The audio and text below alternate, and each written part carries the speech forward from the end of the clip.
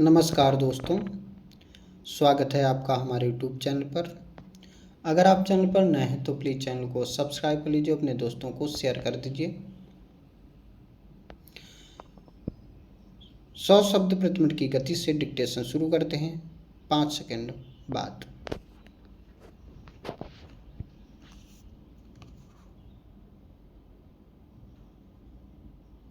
Start. सभापति महोदय, विश्व अभी भी सोमालिया, रवांडा, बोस्निया का मतलब समझने की चेष्टा कर रहा है। इस बात का पता लगाने की चेष्टा कर रहा है कि ऐसी हिंसा क्यों शुरू हुई। इसलिए उसे समझ लेना चाहिए कि ऐसी घटनाएं यदि अपवाद की जगह नियम बन गईं तो विश्व का अस्तित्व नहीं रहेगा। हमें क्रमिक विकास के लिए उसी तरह समय या वक्त मिलना चाहिए जैसा कि विकसित देशों को क्रमिक विकास के लिए मिला। बाहरी और न आत्मसात हो सकने वाली प्रणालियाँ विकासशील समाजों और अर्थव्यवस्थाओं पर एकाएक नहीं थोपी जा सकती, विशेषकर जब स्वयं ये नए मॉडल भी पूर्ण नहीं हैं और तत्काल उनको परिवर्तित किया जाना है या उनकी वास्तव में आवश्यकता है। यह कहना अतिशयोक्ति नहीं होगी कि समूची मानवता को ही शांतिपूर्ण, सार्थक, सह अस्तित्व वाले और समग्र भविष्य के लिए बिल्कुल नए मॉडलों की आवश्यकता है। अब से कुछ ही दिनों बाद हम संयुक्त राष्ट्र संघ के 50 वर्ष पूर्ण होने का समारोह मनाएंगे। यद्यपि काफ़ी कुछ अच्छा काम हुआ है, तथापि हम उन समस्याओं को अनदेखा नहीं कर सकते जिन पर इस संस्था के बारे में अब भी राजनयिक विवाद चल रहे हैं। यदि गुटनिरपेक्ष आंदोलन सत्य और न्याय के लिए काम करने वाली शक्ति है तो संयुक्त राष्ट्र इस सत्य और न्याय को कार्यान्वित करने वाली शक्ति है। और मेरा निवेदन है कि हम में और संयुक्त राष्ट्र संघ में यही परस्पर संबंध है और हमें इस संबंध को कार्यान्वित करने के लिए मिलकर बिना किसी भय या पक्षपात के काम करने पर बल देना चाहिए। हम सब इन बुनियादी प्रश्नों से परिचित हैं जिन्हें इनसे संबंधित कार्यकारी दल ने अपनी चर्चा में उठाया है और यहाँ मैं उन्हें दोहराना नहीं चाहता। मैं तो यहाँ इस बात पर बल देना चाहूँगा कि इस आंदोलन के भीतर ही हम अपने मतभेदों को हल कर लें और अपना सारा ध्यान अधिक प्रतिनिधित्वपूर्ण सुरक्षा परिषद बनाने के प्रश्न पर लगाएं। भौगोलिक दृष्टि से भी और आर्थिक व सामाजिक दृष्टि से भी विकासशील देशों को ध्यान मिलना चाहिए और हमारा विचार है कि इस कदम से विकासशील विश्व के सिद्धांतों और प्राथमिकताओं को स्वीकार किया जाएगा और इस तरह संयुक्त राष्ट्र संघ विश्व के मामलों पर अधिक संतुलित और समग्र दृष्टिकोण अपना सकेगा। हम में से प्रत्येक को जायजा लेना चाहिए कि अपने कामों में हमने कितनी राजनीतिज्ञता का परिचय दिया है। महोदय, करीब 1.5 दशक की राजनीतिक लड़ाई के बाद देश की पिछड़ी जातियां कानूनी तौर से 27% सरकारी नौकरियों की हकदार बन गई हैं। समाज के बहुसंख्यक पिछड़े वर्ग की यह एक लोकतांत्रिक जीत है जिससे उसे अपने आर्थिक एवं सामाजिक स्तर को बढ़ाने में सहायता मिलेगी तथा पूरा समाज समन्वित विकास की ओर अग्रसर हो सकेगा।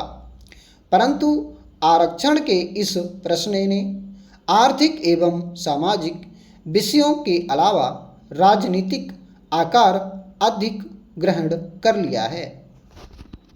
यही कारण है कि 8 सितंबर से लागू की गई आरक्षण व्यवस्था को चुनावी रणनीति और वोट बैंक के रूप में देखने का प्रयास किया गया है।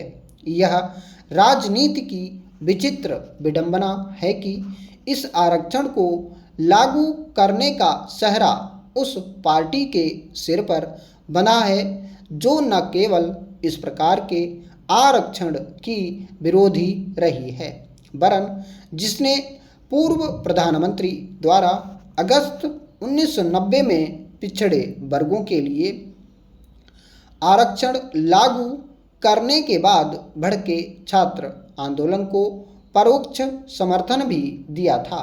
आरक्षण लागू करने का श्रेय लेकर कल्याण मंत्री अपने को पिछड़ों का मसीहा भले ही कह लें, लेकिन पूर्व प्रधानमंत्री को इसके राजनीतिक श्रेय से वंचित नहीं किया जा सकता है।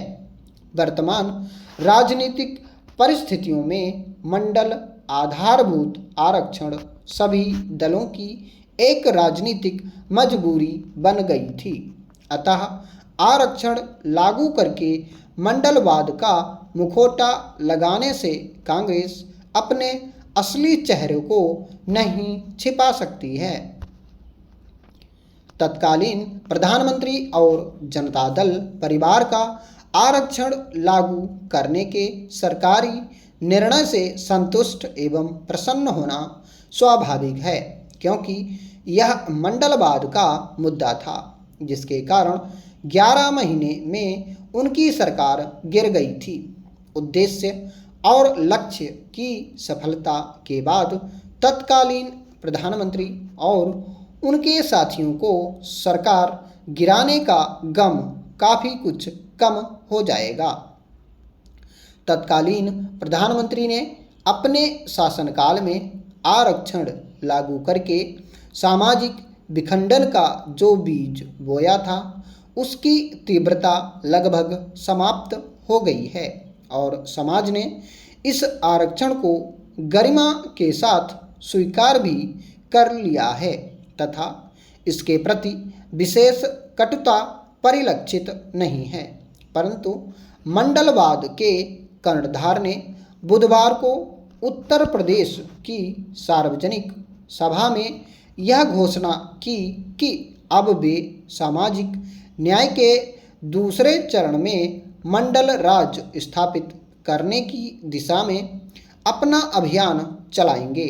उनके इस कथन से विकास की कम राजनीति की अधिक गंध आती है। जब वे मंडल राज की स्थापना की बात कहते हैं तो उसके पीछे जातीय वर्ग संघर्ष और चुनाव के लिए नए जातीय समीकरण स्थापित करने की बात झलकती है। उनके मंडल राज की अवधारणा में पिछड़े वर्ग, हरिजन और मुस्लिम समुदाय को राजनीतिक मंच प्रदान करना है। विचित्र बात यह लगती है कि वामपंथी दल अत्यधिक उत्साह के साथ बातें करते रहे उत्थान और प्रगति की, लेकिन राजनीतिक उद्देश्यों के लिए वामपंथी पार्टियां वर्ग संघर्ष के हथियार को देश में प्रभावी ढंग से अमल में नहीं ला सकें।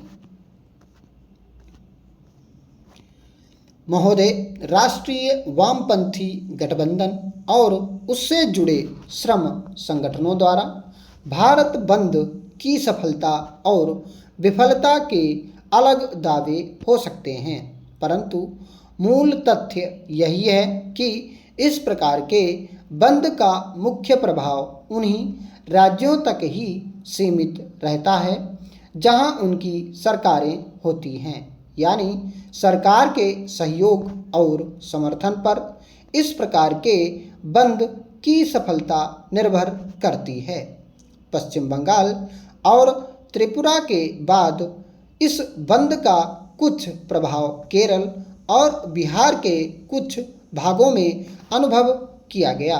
इन राजनीतिक दलों के अलावा उनके श्रम संगठन सक्रिय हैं, परंतु इस समय राजनीतिक दलों अथवा श्रम संगठनों के पास ऐसा कोई उत्तेजक विषय नहीं है जिसके लिए भारत बंद जैसे आयोजन की आवश्यकता हो। स्टॉप।